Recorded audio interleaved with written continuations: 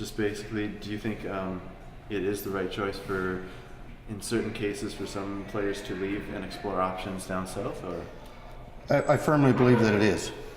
I don't think you can take away the experience, the opportunity that can be gained, and the financial advantage that can be given to a particular player athlete when they go down south.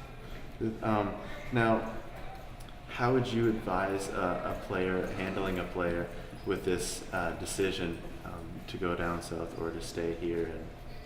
Well, I really believe it's the education that the player is capable of obtaining is going to dictate on what they should do.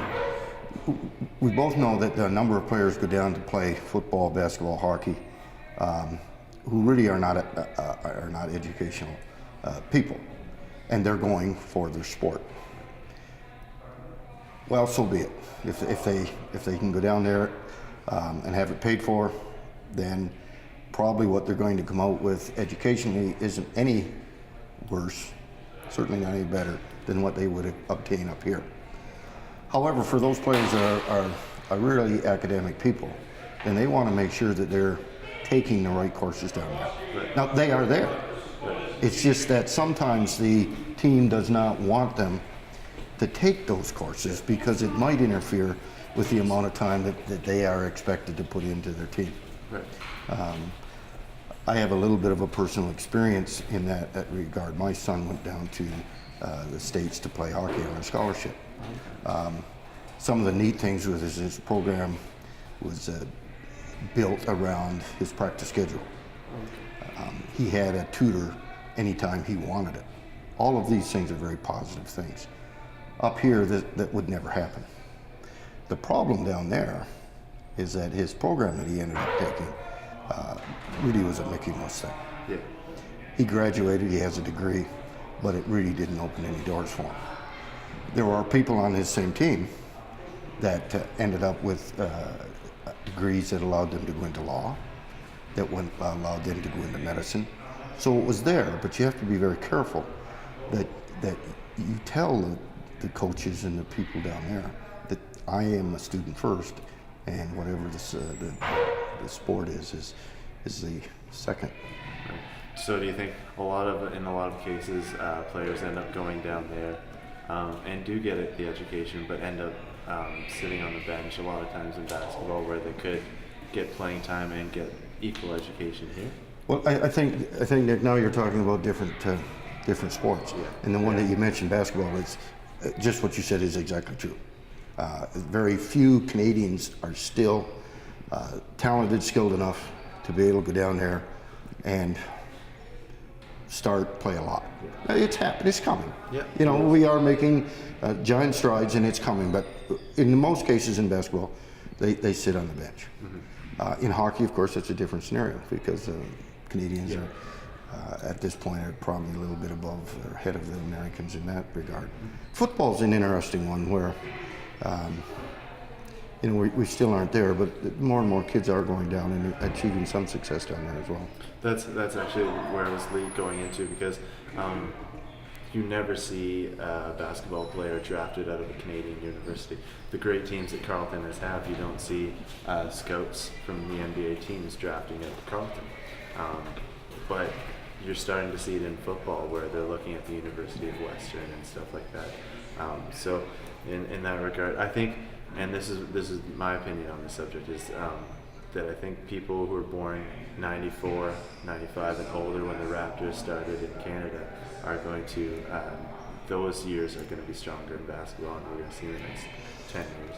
Yeah, and I can't argue with you, except the difference, of course, is that there is a CFL, and there is a place for our Canadian CIS student football players to go to. Right. If there wasn't a CFL, if it was just the NFL, they wouldn't be playing. Yeah.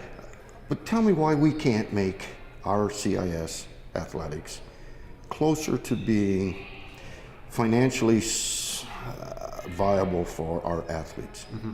Exactly. They put in exactly the same amount of work up here. They practice the same amount of time. They give up as much as any athlete does in the States, and they get basically peanuts for it. We somehow have to make it a similar experience. We have to somehow raise some money. We have to get the attendance up. Right. And I don't think we will, to do this, I don't think we have to sell the ship on academics. Right. Right. I think we can do both. And I think we're getting closer. They're starting to give out a little bit of a scholarship, which helps. Yeah. You know, and if each year we can kind of work on it and make it a little bit better, we'll get somewhat closer to what the Americans have for their athletes. Do you see it somewhere in the future where we could give out like even 1 or 2 full scholarships per team? Yes, I do. I really believe it'll happen. It's going to, or we're going to lose all our top athletes. You know, Carleton, as you said, Carleton has as good a program as anything in North America, but there's not one player in there that's ever going to be drafted. Why is that? Well, let's keep our Canadian kids here and make it a program that's as good as they are, that'll make it more like the North Carolina and whatnot, and maybe it'll happen someday. Good. Now you talked about your son. Do you have any other past experiences where you've dealt with helping a kid you've coached make a decision? Yes, I had one lady, one girl that played for me a few years ago who actually ended up at Toledo, and I helped her through the recruiting process.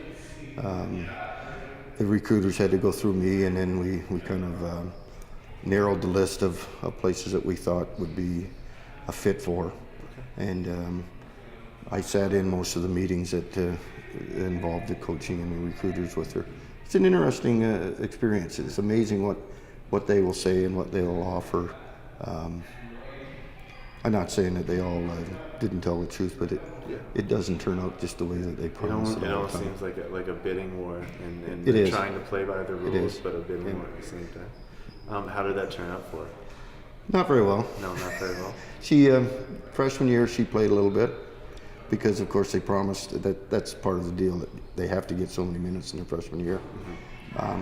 She hurt her ankle early in the second season and didn't get back and played hardly a minute.